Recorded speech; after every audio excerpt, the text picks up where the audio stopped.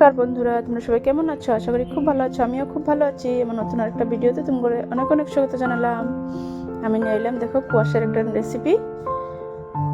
যে কুয়াশগুলো এভাবে করে কাটটা নিলাম। দেখো কুয়াশগুলো আগে কাটটা জলে দিছিলাম। এমনিতে কুয়াশ কাটলে হাতটা কালো হয়ে যায়, আর যদি কুয়াশটা কাটটা আমরা আগে জলে দিয়ে দিই তখন হাতটা কালো হয় না। তো এইভাবে করে কাটার পরে দেখো আমি যে তেলে এখন দিয়ে দিলাম শুকনো লঙ্কা আর কালো জিরা দেওয়ার পরে আলুগুলো দিয়ে হলদি লবণ দিয়ে একটু ঢাকা দিয়ে দিব আলুগুলো সিদ্ধ হওয়ার লেগে। আর ঘরে যদি এমনিতে কুয়াশ বানাই, কেউ খাইতেই চায় না, বলে গেলে কি বানাইছো, মিষ্টি মিষ্টি লাগে। এইভাবে করে বানাই দিলে সবাই খুব ভালো পায় খাইতে। তোমরাও ঘরে অবশ্যই খাইবা, বানাইয়া খাইয়া দেখবা একবার, খুব ভালো লাগে খেতে। আর যে কোয়াশগুলো দিয়ে দিলাম দেখো,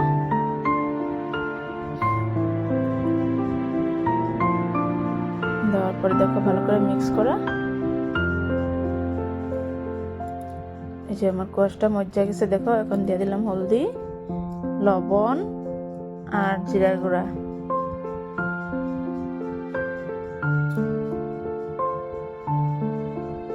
আমার ঘরে বেশি নিরামিষই খাওয়া হয়, তাই নিরামিষ রেসিপিগুলোই তোমাগুলোকে শেয়ার করি আমি।